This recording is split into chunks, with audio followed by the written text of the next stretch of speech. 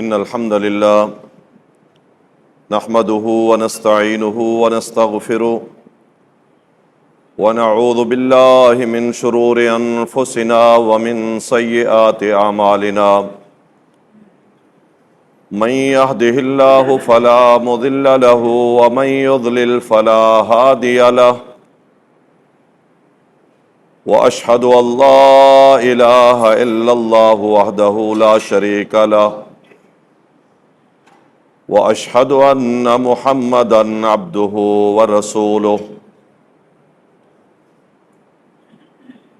أما بعد فإن خير الحديث كتاب الله وخير الهدى هدى محمد صلى الله عليه وسلم وشر الأمور محدثاتها وكل محدثة بدعة وكل بدعة ضلالة وكل ضلالة في النار أما بعد فأعوذ بالله السميع العليم من الشيطان الرجيم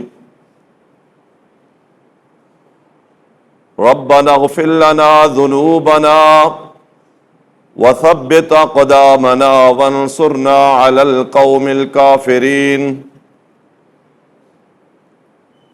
وقال تعالى يثبت الله الذين آمنوا بالقول الثابت في الحياة الدنيا وفي الآخرة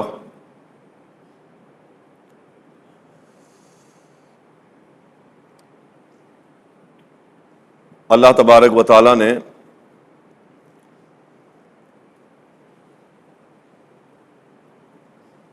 دنیا میں ہمیں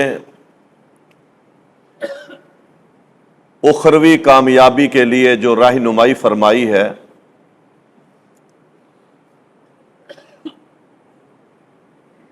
اس کو کامیاب زندگی قرار دیا ہے۔ اس زندگی کے ساتھ اللہ تعالیٰ نے کچھ تقاضے اور اصول بیان کیے ہیں کہ دنیا میں اپنی آخرت کو کیسے کامیاب کر سکتے ہو، اس کے کیا تقاضے ہیں۔ ایک کامیاب زندگی دنیاوی اعتبار سے اور اخروی اعتبار سے کیسے ہوتی ہے، اس کے امور اللہ تبارک و تعالیٰ نے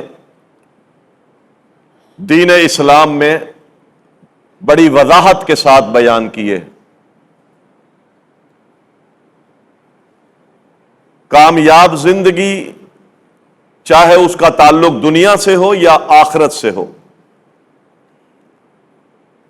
جب تک ہم اس کو اللہ تبارک و تعالیٰ کی دی ہوئی ہدایات پر مرتب نہیں کریں گے، اس وقت تک حقیقی کامیابی ہمیں نہیں میسر آئے گی۔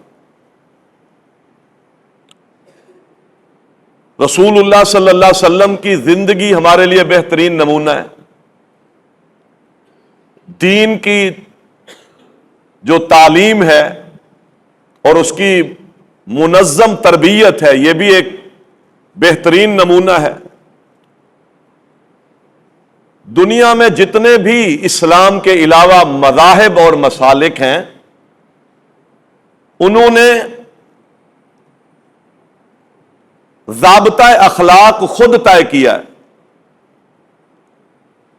اور اسلام ضابطہ اخلاق ہمیں طے شدہ دیتا ہے۔ یہ فرق ہے۔ ان کے ضابطہ اخلاق کسی فلسفی نے مرتب کیے، کسی ڈاکٹر نے مرتب کیے، یا ان کی جو روحانی قوتیں ہیں جو بعض دفعہ تخیلاتی ہیں، حقیقت میں نہیں ہے، ان روحانی قوتوں کو ماننے والے بعض ان کے دیوتاؤں نے مرتب کر دی، اس کے مطابق وہ زندگی گزار رہے۔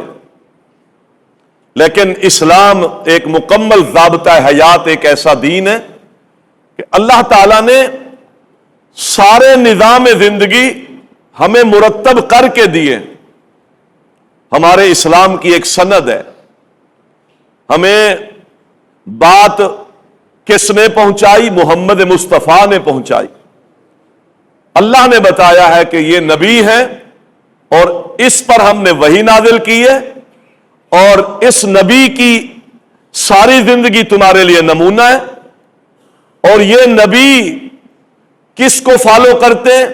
ملت ابراہیم کو فالو کرتے، اور ابراہیم اللہ کا خلیل تھا، اللہ نے اسے اپنا دوست بنایا۔ یہ سند ہے ہمارے اسلام میں، ہر عمل کی سند ہے، اور وہ سند آپ کو اللہ تعالی کی ذات تک پہنچاتی ہے کہ یہ اس کی بات ہے، اور اس سے اچھی بات کس کی ہو سکتی ہے؟ اللہ کی بات سے اچھی بات کوئی نہیں۔ اللہ تعالیٰ تربیت کرتا ہے، اللہ تعالیٰ ہمارے ضابطہ اخلاق کو متعین کرتا ہے، تو اس میں کامیابیاں ہی کامیابیاں ہیں۔ جو شخص اس مرتب شدہ اخلاقیات پر، عبادات پر، قربات پر، اطاعات پر اور عقائد پر قائم ہو جاتا ہے، اللہ تعالیٰ اسے کامیاب انسان قرار دیتا ہے۔ یہ کامیابی ہے، اور اسی بنیاد پر قیامت کے دن وہ بڑی کامیابی لے گا کہ جہنم سے بچ جائے گا اور جنت چلا جائے گا۔ دنیا میں یہ پاور اور یہ حیثیت اور یہ مواد کسی کے پاس نہیں ہے۔ جتنے کامیاب انسان دنیاوی اعتبار سے ہیں ان کے پاس نہیں ہے، چاہے انہوں نے دنیا میں جتنے بڑے نوبل انعام لیے ہوں یا جتنی بڑی سائنس میں انہوں نے ترقی کی ہو۔ آپ ان کے عقائد پڑھ لیں، دنیاوی اعتبار سے بڑے بڑے میدان سر کیے، لیکن اللہ تعالیٰ کی ذات کے بارے میں سرگرداں رہے، داہریے مر گئے، کمیونسٹ ہو کے مر گئے، اللہ کی پہچان نہیں ہو سکی، اسلام کے ضابطہ اخلاق کو انہوں نے نہیں مانا۔ آپ چیک کر لیں، آج بھی دنیا میں اتنا ترقی کے دور میں وہ لوگ موجود ہیں، کروڑوں میں ہیں، اربوں میں ہیں۔ وہ اپنی روحانی قوت کس شکل میں مانتے؟ روشنی کو خیر کا خدا مان لیتے اور اندھیرے کو شر کا خدا مان لیتے، موجود ہیں۔ ضابطہ اخلاق ظاہری طور پر اچھے مرتب کیے ہیں، لیکن اللہ تعالیٰ کی وجود اور ذات کے اعتبار سے بالکل منکر ہے۔ تو جزوی اعتبار سے کچھ نہ کچھ ان میں بھی صلاحیتیں ہیں، کلی اعتبار سے وہ پھسل گئے، عقیدے سے پھسل گئے، رسالت کے مسئلے میں پھسل گئے، اللہ تعالیٰ کی کتاب اور قرآن کے حوالے سے پھسل گئے، تشکیک کا شکار ہے۔ چائنا کہاں پہنچ گیا ہے اس زمانے میں، لیکن وہ قرآن کے حوالے سے اللہ تعالیٰ کی ذات کے بارے میں آپ دیکھ لیں ان کے رویے اور ان کے عقیدے کیا ہیں۔ جاپان کہاں پہنچا ہے، لیکن وہی شر اور خیر کے روشنی اور اندھیروں کو آج وہ روحانی قوتیں مانتے، روشنی کو پانے کے لیے اور اس روحانی قوت کے لیے آج بھی قربانیاں دیتے، اللہ کے وجود کے قائل نہیں ہیں۔ تو محترم بھائیوں، یہ جو ضابطہ اسلام ہے جو اللہ تعالیٰ نے ہمیں دیا ہے، جس کو ہم سنتے ہیں، سناتے ہیں، جس قرآن کی ہم تلاوت کرتے ہیں، جس شخصیت محمد مصطفیٰ صلی اللہ علیہ وسلم کی اتباع میں ہم زندگی گزارتے ہیں، اللہ تعالیٰ نے گارنٹی دی ہے کہ یہ کامیاب ترین زندگی ہے۔ قد افلح المؤمنون، یقیناً مومن فلاح پا گئے۔ یہ ہمارا قرآن ہے، اس نے ہمیں فلاح، کامیابی کی طرف رغبت دی ہے۔ کون فلاح پا گئے؟ المؤمنون، ایمان والے فلاح پا گئے، ایمان لائے ہیں اللہ کی ذات پر، ایمان لائے ہیں کتابوں پر، ایمان لائے ہیں رسولوں پر، ایمان لائے ہیں تقدیر کے اچھائی اور برائی پر، ایمان لائے ہیں اللہ کے فرشتوں پر، ایمان لائے ہیں آخرت کے یوم پر، کامیاب ہو گئے۔ اللہ تعالیٰ کہتا ہے کامیاب ہو۔ کامیابی کا پہلا زینہ توحید ہے، ایمان۔ آخرت کی زندگی کامیاب ہے جو ان 6 چیزوں پر ایمان لاتا ہے، کامیاب ہے، پہلا زینہ ہے۔ اللہ تعالیٰ نے ان کو کامیابی کے سرٹیفکیٹ۔ قد افلح من تزکا، جس نے اپنا تزکیہ کیا، یعنی گناہوں سے اپنے آپ کو بچایا، گناہوں کی معافی تلافی دنیا میں کر لی، اللہ تعالیٰ کی نافرمانی کے کاموں سے بچتا رہا، ہو جانے پر اپنے رب کی طرف رجوع کرتا رہا، کامیاب ہو گیا۔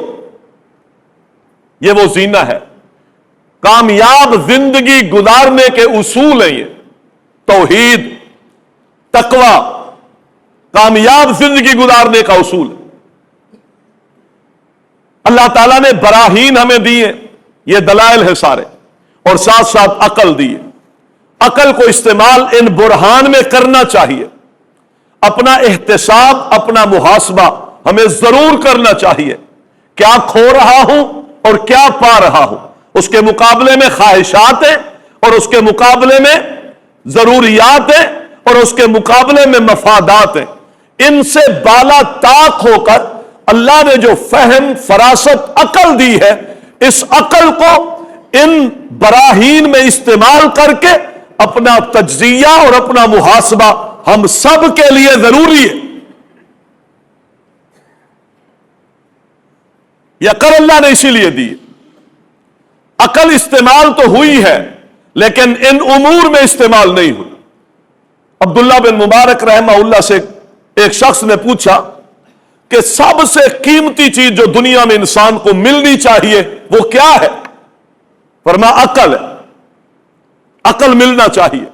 اس عقل اور فہم سے انسان اپنے رب کو پہچانتا ہے، اللہ کی معرفت پاتا ہے۔ فرمایا اگر کسی کے پاس یہ عقل نہ ہو تو پھر کیا؟ فرمایا اس کے اندر پھر ادب ہونا چاہیے، آداب کو تو سیکھے۔ ایک عقل طبعی ہے اور ایک عقل مسموع ہے۔ بعض دفعہ میری طبیعت میں اللہ تعالیٰ نے عقل، فہم، فراست رکھ دی ہے، بہت ذہین ہے، چیزوں کو دیکھتا ہے اور پرکھ لیتا ہے۔ اور ایک عقل مسموع ہے کہ عقل تو کمزور ہے لیکن تجربوں سے بہت کچھ سیکھتا ہے، تجربے سے بڑا سیکھتا ہے، دنیا سے بہت کچھ سیکھ لیتا ہے۔ یہ بھی کامیابی کا ایک رستہ ہے۔ فرمایا عقل نہیں ہے، کمزور ہے فہم و فراست میں، تو کم از کم اس کے اندر آداب زندگی تو ہونے چاہیے۔ فرمایا اگر آداب زندگی بھی نہیں ہے تو فرمایا پھر اس کو کم از کم خاموشی تو ملنی چاہیے، پھر تو چپ رہے، زبان نہ چلائے زیادہ، پھر اپنی زبان بند رکھے۔ فرمایا اگر یہ بھی نہ کرتا ہو، باتونی ہو پرلے درجے کا، تو پھر فرمایا کیا ملنا چاہیے اس کو؟ کہا پھر اس سے بہتر ہے کہ وہ اس کو موت آ جائے، پھر مر جانا بہتر۔ اللہ اکبر۔ عقل فہم تو اللہ تعالیٰ نے ہمیں دی ہے، لیکن عقل اور فہم ہم نے معرفت دین میں استعمال نہیں کی، اللہ کو سمجھنے میں، اس کے احکامات کو سمجھنے میں استعمال نہیں کی، پھر لوگوں سے بھی نہیں سیکھا، دلائل، براہین، تجربہ، اس کو بھی ہم نے استعمال نہیں کیا، پھر خاموشی، بلکہ ہم تشکیک کا شکار ہو کر ہم نے صحیح باتوں پر اعتراض کیا، جو صحیح دلائل ہیں اس کو رد کر رہے لوگ، حقائق کو رد کرنے کے باقاعدہ پورا یونانی فلسفہ حقائق کو رد کیا۔ علماء متکلمین جو پیدا ہوئے انہی کے خلاف، یونانی فلسفے کے خلاف پیدا ہوئے، کہ انہوں نے اپنے عقل پر، فہم پر کیا کیا؟ حقائق کو مسخ کیا۔ اللہ اکبر۔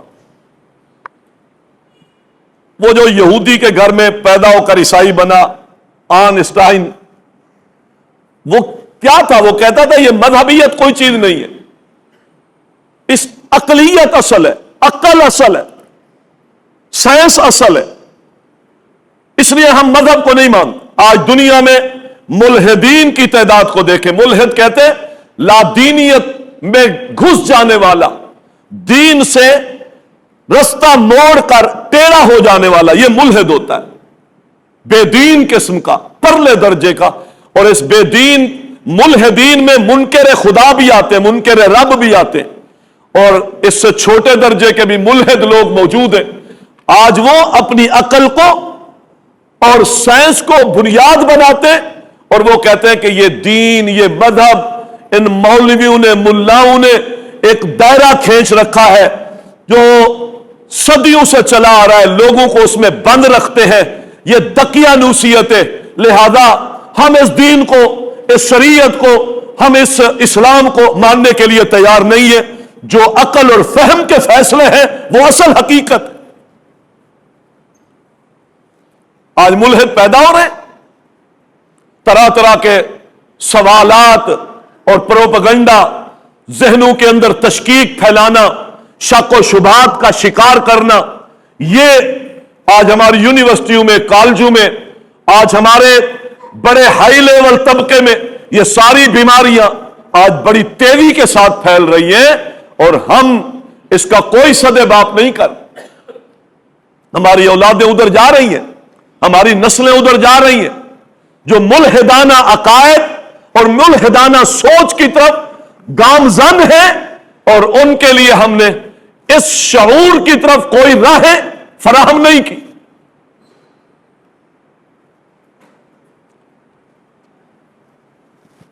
تو عقل کل نہیں ہے، عقل تو اللہ تعالیٰ نے اس لیے دی تھی کہ دین کو سمجھو، اللہ کو پہچانو، اس کے حکم کو پہچانو۔ یہ بھی چلی گئی۔ رسول اللہ صلی اللہ علیہ وسلم اسی بنیاد پر تربیت کر رہے ہیں اپنے ساتھیوں کی کہ اللہ تعالیٰ کی معرفت اور اس معرفت کے لیے ضابطہ اخلاق اور ضابطہ آداب، ایک ایک چیز پیغمبر صلی اللہ علیہ وسلم صحابہ کو سکھا رہے ہیں۔ کسی ایک معاملے میں بھی آپ کی جماعت نے کبھی چوں چرا کی ہو، لوگوں نے اعتراض کیا کہ یہ کیسا نبی ہے کہ جو تمہیں آداب قضائے حاجت بھی بتاتا ہے؟ فرمایا ہاں، یہی تو اس کی خصلت ہے کہ زندگی کے سارے امور میں رہنمائی فراہم کرتا ہے۔ اللہ کے نبی صلی اللہ علیہ وسلم کی یہ تربیت۔ تو محترم بھائیوں، کامیاب زندگی دنیا اور آخرت کے اعتبار سے کیا ہے؟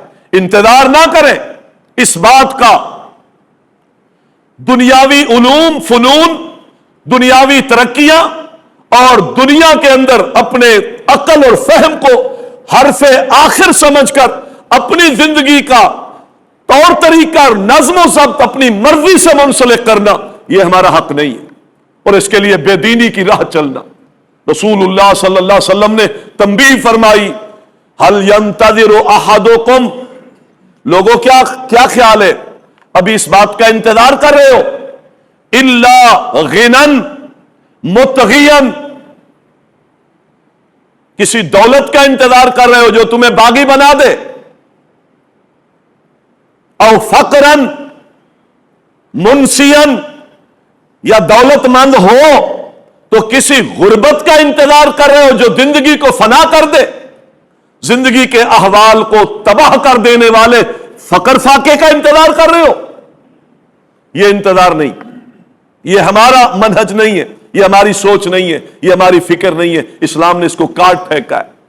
فرمایا وہ اس دولت کا انتظار کر رہے ہو کہ دولت ملے گی تو پھر کچھ سوچیں گے، تو یہ دولت تو تمہیں متغین باغی بنا دے گی۔ اور فقر فاقے کا انتظار کر رہے ہو، ابھی تو میں دولت مند ہوں، تو اللہ کی طرف کب پلٹوں گا؟ جب کچھ حالات خراب ہوئے یا محتاجگیاں آ گئیں یا پریشانیاں آ گئی پھر جاؤ گے؟ تو وہ تو زندگی کو فساد سے میں مبتلا کر دینے والا ہوتا ہے۔ فقر فاقہ انسان کو زندگی کے فساد، انسان کی زندگی میں فساد پیدا کرتا ہے، اس کا انتظار کرتے ہو؟ نہیں۔ اول مرضى، یا کسی بیماری کا انتظار کر رہے ہو؟ اللہ تعالیٰ نے ابھی صحت دے رکھی ہے، تو کیا سوچ رہے ہو کہ بیماری آئے گی تو اللہ کی طرف رجوع کریں گے؟ اور وہ بیماری مفندن جو انسان کو موت کی طرف لے جاتی ہے۔ اول موت، یا پھر موت کا انتظار کر رہے ہو جو انسان کو تباہ و برباد کر دیتی ہے؟ اب الساعۃ، یا پھر قیامت کا انتظار کر رہے ہو، یا دجال کا انتظار کر رہے ہو جبکہ دجال کا شر بہت بڑا ہے اور قیامت بڑی تلخ اور قیامت بڑی کڑوی ہے. ان سارے امور سے پہلے اللہ کے دین کو سمجھ لو. یعنی زندگی کے ہر شعبے سے تعلق رکھنے والے شخص کو اسلام نے جھنجھوڑا ہے. غریب ہے تو دولت کا انتظار نہ کر، اگر دولت مند ہے تو دین میں آنے کے لیے غربت کا انتظار نہ کر، اگر جوان ہے تو بڑھاپے کا انتظار نہ کر، اور اگر دور ہے دجال سے اور قیامت سے تو دجال اور قیامت کا انتظار نہ کر کے وہ نظر آئے گا تو پھر میں عمل کے لیے کوشاں ہوں گا، پھر دین کی طرف آؤں گا. فرمایا نہیں، یہ کام نہ کر. یہ وہ امور ہیں کہ ہم اس معرفت کے ساتھ زندگی گزاریں کہ زندگی کا کوئی لمحہ دائرہ اسلام سے خارج نہ ہو. یا ایھا الذین آمنوا ادخلوا فی السلم کافہ، یہ وہ امر ہے. دوسرا پہلو یہ ہے کہ ہم اس دین پر ثابت قدمی اختیار کریں. دینداری ہے، ثابت قدمی نہیں ہے. ایک ثابت قدمی یہ ہوتی ہے کہ میں نیک کاموں پر چل رہا ہوں تو اس نیک کاموں پر چلنے کی حفاظت کروں کہ کوئی چیز مجھے اس نیک کام سے ادھر ادھر نہ کرے. دوسرا، نیک کام کی طرف رغبت دینے والے اعمال کی طرف میں رغبت کروں. یہ کامیاب زندگی گزارنے کا طریقہ ہے. رسول اللہ صلی اللہ علیہ وسلم ثبات کی، ثابت قدمی کی اپنے رب سے دعا کرتے تھے. اگر میں نمازی ہوں، دیندار ہوں، تو اس دینداری کو محفوظ رکھوں ثابت قدمی کے ساتھ. مسائل آ گئے، مشکلات آ گئی، بیماری آ گئی، کسی محتاجگی نے گھیر لیا، حالات کے گرداب میں پھنس گیا، تو نیک اعمال پر جس رستے پر چل رہا تھا وہ چھوٹ گیا. نہیں، یہ کامیاب زندگی نہیں ہے، یہ ناکام زندگی ہے. ثابت قدمی کی زندگی، جو اعمال میں کر رہا ہوں ان پر قابو رہوں، کچھ بھی نقصان ہوتا ہے اس پر قابو رہوں، جتنا بڑی بھی ان کی قیمت چکانی پڑے، خیر والے اعمال پر مستقل مزاجی کے ساتھ ڈٹا رہوں، اس کا جتنی بھی بڑی قیمت چکانی پڑے. اس کے لیے سارے انبیاء کی جو سیرت ہمارے سامنے ہے، کیا کیا حالات آئے، لیکن دین اور اس کی دعوت سے ایک لمحہ بھی انبیاء پیچھے نہیں ہٹے. کچھ بھی ہو جائے، بڑی قیمتیں چکائی اس کی. صحابہ کی زندگی اس سے بھری پڑی ہے، حتیٰ کہ اس ثبات کے رستے میں صحابی نے کہہ دیا دعا کرے، پریشانیاں بہت آ گئی ہے، تو آپ غصے میں آ گئے. کیوں؟ مسئلہ ثبات کا تھا کہ اس کے دل میں خیال آ رہا ہے کہ اگر دعا نہ ہوئی تو اس کا کیا معنی ہے؟ دعا نہ ہوئی اور یہ مشکلات بڑھ گئی تو میں کیا اس دین پر ثابت قدمی کو چھوڑ دوں گا؟ آپ نے دعا نہیں کی، ڈانٹا کہ تمہیں پہلے لوگوں کا نہیں پتا کہ وہ دین پر چلے اور اس دین کی وجہ سے ان کے سروں پہ آرے رکھ کے چیر دیا گیا، اس کے باوجود بھی ان کو یہ تکلیفیں اللہ کے دین سے پیچھے نہ ہٹا سکی. ہماری کتنی بڑی تکلیفیں ہوتی ہیں جس کی وجہ سے ہم نماز چھوڑ دیتے ہیں، جس کی وجہ سے ہم دین چھوڑ دیتے ہیں، جس کی وجہ سے ہم سچائی چھوڑ دیتے ہیں، جس کی وجہ سے ہم امانت چھوڑ دیتے ہیں، جس کی وجہ سے ہم شرافت چھوڑ دیتے ہیں. کیا تکلیف ہوتی ہے؟ کتنی بڑی تکلیف ہوتی ہے کہ ہم چند لمحے میں اپنے صحیح راستے سے ہٹنے کے لیے ہر وقت تیار ہوتے ہیں، صرف ایک مشکل ٹلنی چاہیے. یہ کیسی استقامت ہے اللہ کے دین؟ ثبات فی الدین، اس کے لیے بڑی بڑی بڑی قیمتیں چکانی پڑتی ہیں. خباب بن ارد کہتے ہیں میں نے لوہے کا کام کر کے دیا آس بن عائل کو، پیسے مانگنے گیا نہیں دے رہا، تو میں نے کہا پیسے میرے دے دو. کہنے لگا پیسے نہیں ہیں، لن اقضیک حتی تکفر بمحمد صلی اللہ علیہ وسلم، میں پیسے نہیں دوں گا جب تک محمد علیہ السلام سے کفر نہیں کرتا، اس وقت تک یہ مال نہیں ملے گا. اچھا، اس نے کہا پھر میں یہ کام تو نہیں کر سکتا، تو ایک دفعہ مرے اور پھر زندہ ہو جائے، مرے اور پھر زندہ ہو کے کھڑا ہو جائے، تب بھی میں محمد کی ذات سے کفر نہیں کروں۔ اس نے کہا اچھا، پھر مروں گا پھر زندہ ہوں گا، تمہارا یہ عقیدہ ہے تو پھر قیامت والے دن دے دوں گا۔ یعنی آپ اس صحابی کا جملہ سنیں کہ تم مرے پھر زندہ ہو جائے، یعنی اس کا معنی ہے کہ سورج مشرق کی بجائے مغرب سے نکل آئے، یہ سارے کام دیکھنا تو برداشت کر لوں گا، لیکن محمد مصطفیٰ کی شریعت اور آپ پر جو ایمان لایا ہوں اس ایمان کو کبھی نہیں چھوڑوں۔ یہ ثبات ہے، یہ دانائی ہے، یہ استقامت علی الدین ہے، یہ استمساک بالکتاب و سنہ ہے۔ آج بہت بڑی کمزوری مسلمانوں میں یہ ہے کہ ہم مستقل مزاجی کے ساتھ اعمال صالح پر قائم نہیں رہتے۔ چھوٹی چھوٹی لالچیں، دوستیاں، یارانے، محفلیں، تہذیبیں ہمیں فوراً اللہ کے دین کے راستے سے ہٹا دیتی۔ تاجر طبقہ اپنی تجارت کو دیکھے، چھوٹے چھوٹے مفادات، جھوٹ بولنے پر، ملاوٹ کرنے پر، غلط بیانی کر کے مال بیچنے پر مجبور کر دیتے۔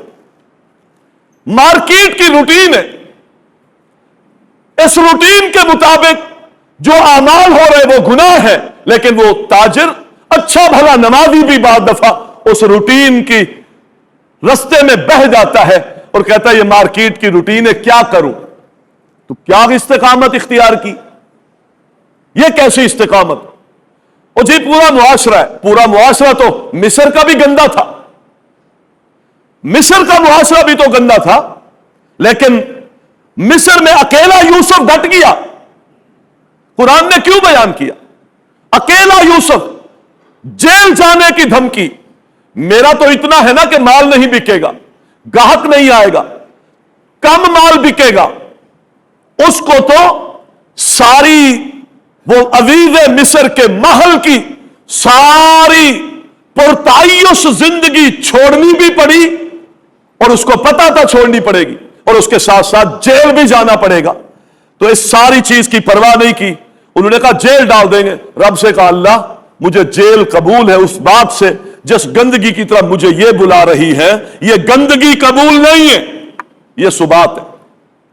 ہم کہتے ہیں معاشرہ ہے، کیا کرے؟ اس معاشرے میں یہ کرنا پڑتا ہے، تو یہ اللہ نے کیوں سیرت بیان کی؟ اصل کمزوری ایمان کی ہے، ہم ثابت قدم نہیں رہ سکتے، یہ افسر ثابت قدم نہیں رہ سکتا، یہ نہیں رہ سکتا۔ حالانکہ یاد رکھیں، یہ ایماندار تاجر یا یہ ایماندار افسر جو رشوت نہیں لیتا، جو ظلم نہیں کرتا، جو اصولوں پر چلتا ہے، اب اس کے مقابلے میں اس کے ماتحت جو لوگ ہیں اس سے نفرت کرتے ہیں، کوئی شک نہیں۔ مارکیٹ کے لوگ اس سے نفرت کریں گے، لیکن ان کا ایمان یہ گواہی دے گا کہ قابل احترام اور قابل اعتماد یہی شخص ہے، یہی افسر۔ اللہ تعالیٰ عزتیں دیتا ہے، آپ دین پر کھڑے ہوں اور اس پر مضبوطی اختیار کریں۔ لا یخافون لومۃ لائم، آپ کسی ملامت کرنے والے کی ملامت سے نہیں ڈرتے۔ حقیقی اعتماد اور حقیقی عزت لوگوں کے دل میں آپ کی ہوگی، یہ بات لکھ لیں۔ ایک افسر ہے نہیں لیتا رشوت، لیکن ایک افسر ایسے ماحول میں گیا جہاں گھیرا جاتا ہے، ہماری استقامت کو ہر طرف سے محترم بھائیوں خطرات لاحق ہوتے ہیں۔ مارکیٹ میں دکاندار آ جائیں گے، یہ کام یہاں نہیں چلتا، کیا کر رہے ہو؟ فیل ہو جاؤ گے، ناکام ہو جاؤ گے۔ عدالت میں وکیل سکھا دیتا ہے، نہیں سچ بولے گا تو پھر جا، ہم تیرا کیس نہیں لڑ سکتے۔ یہ ہے وہ منفی سوچیں۔ ثابت قدمی کے لیے مثبت سوچ اور اس کے لیے جو کچھ نقصان ہوتا ہے برداشت کریں، اللہ تعالیٰ اسی میں سے عزت کی راہ کھولے۔ ہمارا یقین کمزور ہے۔ اب جہاں رشوت خوری کا بازار گرم ہے، یہ مضبوط افسر ہے، نہیں لیتا رشوت، طرح طرح کے ماحول آئیں گے، گفٹ کے نام پر तोहफे के नाम पर आपके पास माल आएगा, दोस्ती की बुनियाद पर आपको गिफ्ट दिए जाएंगे। ये सब रिश्वत की किस्में। जो एक जिम्मेदारी पर है वो अपने किसी भी उस जिम्मेदारों के इलाके से कोई ऐसी चीज नहीं ले सकता है कि कल को देने वाला इससे बेबुनियाद और गलत आकर के फैसले करवा जाए और किसी का हक मार जाए। इसका हक नहीं है कि ये ले। नबी सल्लल्लाहु अलैहि वसल्लम ने उस आमिल को जिसको ज़कात के लिए मुकर्रर किया कि जाओ ज़कातें लेके आओ, उसने आकर ज़कातें जमा कराई, कहता है ये मेरा है, ये आपका है। आपने फरमाया ये भी जमा कराओ। ये आपका और मेरा क्या होता है? ये जमा कराओ। आप अपनी अम्मा के घर में बैठे रहते, फिर हम देखते कि आपको कौन कौन गिफ्ट देता है। ये जो गिफ्ट दिए गए हैं किसको? आमिल को, जो ज़कातें वसूल करता है, ज़कात पर मसूल होता है। ये गिफ्ट जो दिया गया है उसकी बुनियादी वजह यह थी, ज़कात देने वाले इसकी इस मेहरबानी से, इस लालच के जरिए से ज़कात के उमूर में कमी करवा ले। जो माल देना चाहिए था वो ना दे और ये उस मुरव्वत में वो माल ले आए और तोहफे ले करके उनको आसानियां दे आए। अल्लाह के रसूल सल्लल्लाहु अलैहि वसल्लम ने कहा रास्ता बंद कर दिया। ताजिर दोस्ते, आज दोस्ती में गुनाह होते, अच्छा खासा दीनदार है, लेकिन जिस दोस्तों की महफिल में बैठता है वो सिगरेट पीते तो ये भी पी लेता है, वो शराब पीते तो ये भी पी लेता है, वो अगर गाली गलूज की महफिल कायम रखते तो ये भी शामिल होता है। लेकिन अगर ये उन महफिलों में बैठकर इस्तिकामत इख्तियार करे, नहीं भाई मैं नहीं पीता, मेरा इस्लाम मना करता है, मैं दकियानूसियत जहन का नहीं हूं, हां यह जरूर है कि मेरे इस्लाम ने कुछ चीजें हलाल की है, कुछ हराम की है, मैं नहीं लेता। अब इसकी दूसरे दोस्तों के जहनों के अंदर याद रखे, एतमाद की फिजा बहाल होगी। कभी खैर का मशवरा भी कोई लेना चाहता होगा तो वह इससे जरूर ले। मैंने एक नौजवान का पढ़ा अमेरिकी कंपनी में, उसने इंटरव्यू दिया और इंटरव्यू के दौरान उन्होंने सब लड़कों से पूछा शराब पीते हो कि नहीं? सब ने मुरव्वत में कहा पीते। वो मुसलमान, वो कहता मैंने कहा मैं नहीं पीता। उसने कहा क्यों? कहता है अल्लाह और उसके रसूल ने हराम की है, मैं नहीं पीता। अल्लाह और उसके रसूल ने हराम की है इसलिए हम नहीं पीते, इसलिए कि इसके पीने से अकल इंसान की सारी पकड़ी जाती है और इंसान अपना शऊर खो बैठता है, और जब शऊर खोता है तो फिर यह जानवरों की सिफत में चला जाता है, यह दरिंदों की सिफत में चला जाता है, फिर चीट फाड़ भी करता है, कत्ल भी करता है, गालियां भी देता है, रिश्ते भी तोड़ता है, और यह हलाकत है इसके मुआशरे के लिए भी और यह हलाकत है इसकी जात के लिए भी। मैं नहीं पीता। इंटरव्यू में जब रिजल्ट आया तो जिस पोस्ट पर रखना था उसको रखा गया, नौकरी मिल गई। और जिन्होंने कहा हम पीते उनको नहीं मिली। कहता मैंने बाद में अफसरों से पूछा क्यों? कहते नौकरी ऐसी थी, यहां शराबी आदमी जब बैठेगा तो वो कमी कुताही करेगा, और जब आपने कहा मैं शराब नहीं पीता तो हमने सोचा ये वो मताए हयात है जो हमें मिल गई है कि इस ड्यूटी पर हमें वो बंदा चाहिए जो जरा सी भी कमी कुताही ना करे और गाफिल ना हो, और शराब पीने वाले गाफिल रहते हैं, इसलिए हमने आपको नौकरी पे लगा दिया। यह फर्क है। अल्लाह ताला यह बयान करता है नुकसान उसकी कीमतें आपको देनी पड़ेगी, लेकिन उस कीमत के एवज में अल्लाह ताला आपको बरकतें देगा। इसकी बहुत बड़ी कीमतें देनी पड़ती है। एक वो खातून है जो अपने शोहर का शिकवा करती है,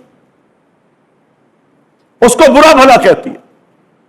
शोहर अगर कभी इसको अपनी मोहब्बत से कोई गिफ्ट तोहफा दे दे या किसी काम पर शुक्रिया अदा कर दे तो वो समझती है कि शायद ये मेरा हक है।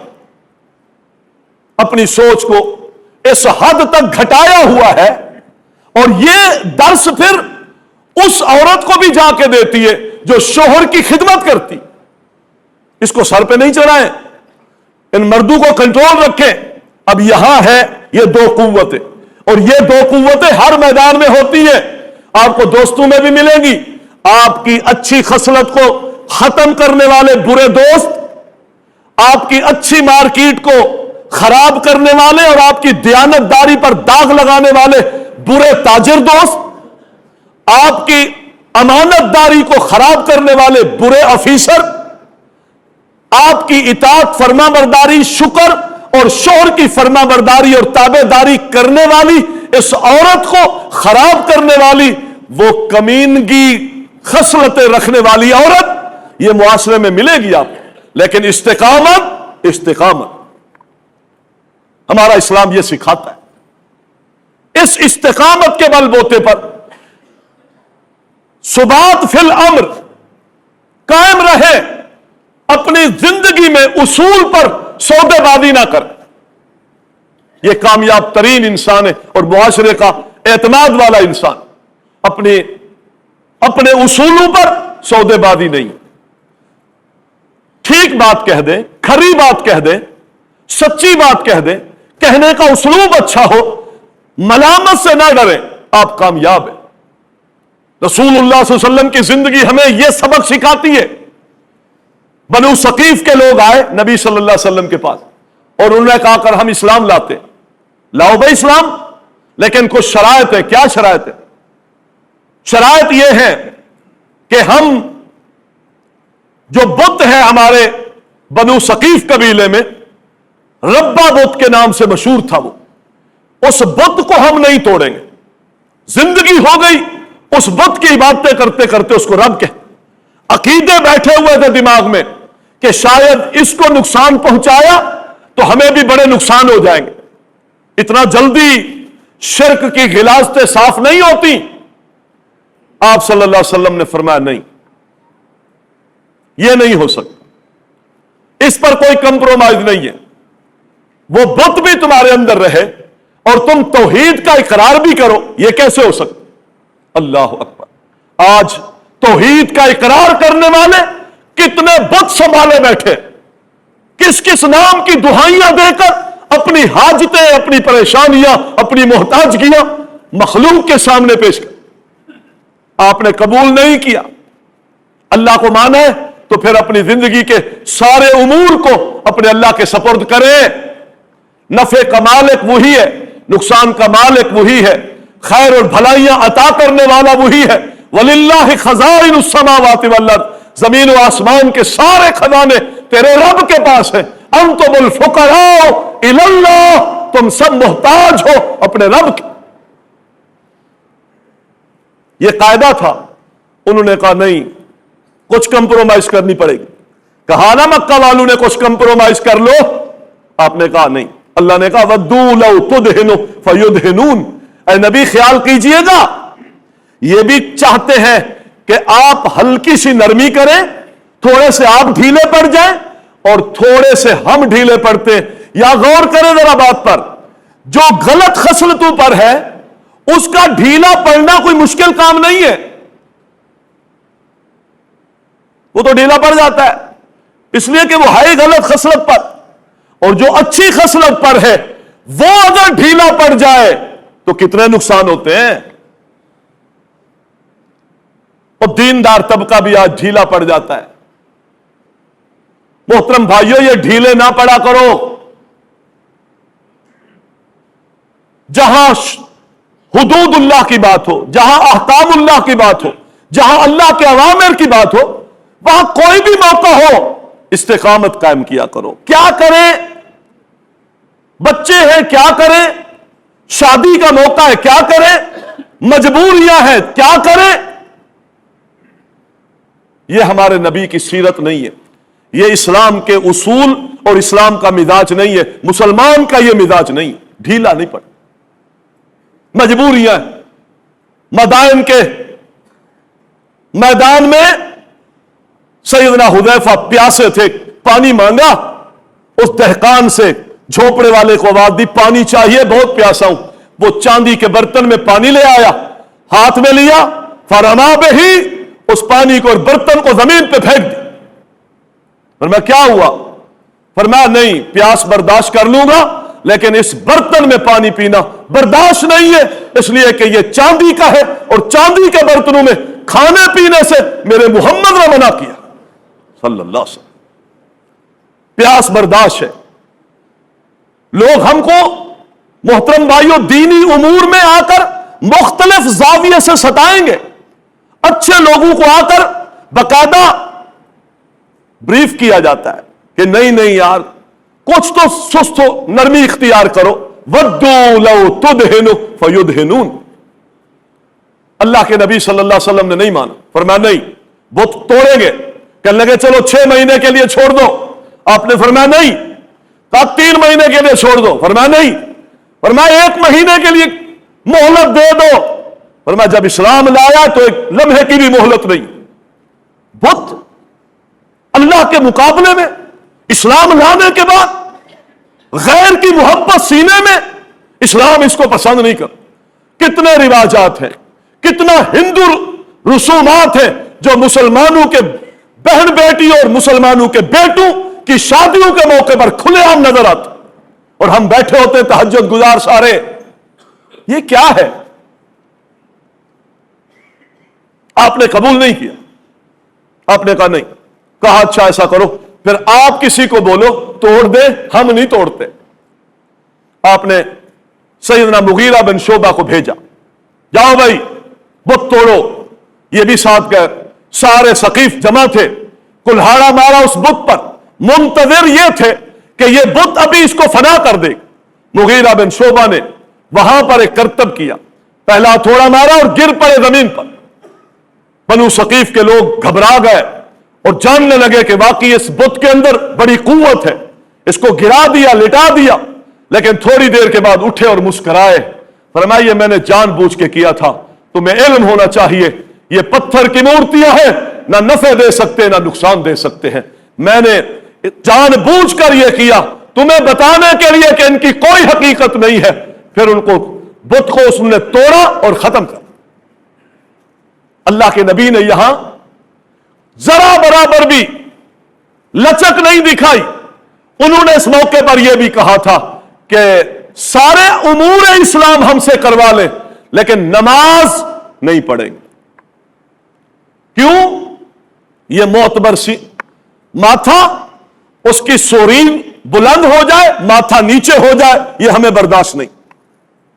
अपने पेशानी को झुकाना ऐब समझते थे, यह तकब्बुर होता है। यानी बेनमाजी मुतकब्बिर है।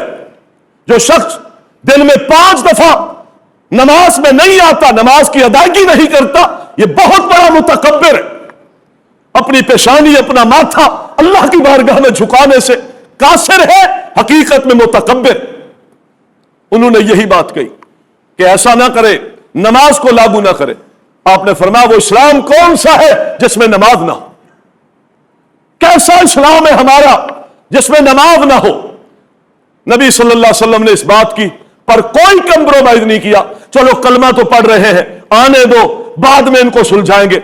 उसूल पर नबी सल्लल्लाहु अलैहि वसल्लम ने कोई सौदेबाजी नहीं। यह सुबात, यह साबित कदमी है। युसब्बितुल्लाहुल्लज़ीना आमनू बिलक़ौल साबित। यह साबित कदमी अल्लाह ताला देता है जब इंसान इस्लाम की तरफ आता। अल्लाह ताला उन्हें दुनिया में भी साबित कदमी देता है और आखिरत में भी। इस आयत के तहत अबू कतादा रज़ी अल्लाह ताला अन्हु फरमाते हैं कि इसका माना यह है, दुनिया में साबित कदमी क्या है कि अल्लाह ताला उसे दीन के दायरों पे कायम रखता है और उन्हें सही रास्ता पलटने की तौफीक नहीं देते कि वो सही रास्ते को छोड़कर कहीं और पलट जाए। और आखिरत में साबित कदमी क्या है? अल्लाह ताला इसको कब्र के अंदर जब इससे सवाल किए जाएंगे मन रब्बू का, तो कोई घबराहट नहीं होगी इसको। ये कहेगा रब्बी अल्लाह, क्योंकि दुनिया में इसकी इस्तिकामत और सुबात अल्लाह के दीन पर था। जो बातें जहन और दिमाग में होती है उनका इजहार भी इंसान करता है। तो दुनिया में इसका मतबा नजर अल्लाह का दीन था, अल्लाह का हुक्म था, अल्लाह की इबादत थी, उसकी इताअत थी। इसके लिए जीना मरना था। नेक अमाल करने के बावजूद अपनी इस्लाह के लिए कोशां रहता था। अमल साले करने के बावजूद खौफजदा रहता था, पता नहीं मेरा क्या होगा, ये अमल कयामत के दिन कबूल होंगे कि नहीं होंगे, डरा रहता था। आज कब्र में गया है, अल्लाह ताला इसको साबित कदमी दे रहा है जिस तरह दुनिया में साबित कदम था। फरिश्ते पूछेंगे मन रब्बो का, ये कह देगा रब्बी अल्लाह। من رسولوں کا یہ کہہ دے گا رسولی محمد، ما دینوں کا تیرا دین کیا ہے، کہہ دے گا دینی الاسلام، میرا دین اسلام تھا، جس رستے پر میں تھا، جس احکاموں کو میں مانتا تھا وہ اسلام تھا، اسلام۔ محترم بھائیوں، یہ سوچ اپنے ذہنوں میں اجاگر کرنے کی ضرورت، یہ کامیاب حقیقت میں زندگی ہے۔ قد افلح المؤمنون، مومن کامیاب ہو گئے، اور اللہ تعالیٰ نے اس کامیابی کے لیے نماز کو ذکر کیا، نماز کے اندر خشوع کو ذکر کیا، اللہ نے زکوٰۃ کو ذکر کیا، اللہ تعالیٰ نے گناہ فحاشی اور عریانی سے دور رہنے کو ذکر کیا۔ یہ وہ امور ہیں، اللہ کہتا ہے یہ اولئک ھم الوارثون، یہ حقیقت میں وارث ہے، الذین یرثون الفردوس، قیامت کے دن جنت الفردوس کی شکل میں اللہ ان کو کامیابی عطا کر۔ اللہ ہم سب کو دین پر استقامت عطا فرمائے اور دین پر ثابت قدمی نصیب فرمائے۔ قولوا قولی ھذا استغفر اللہ لی۔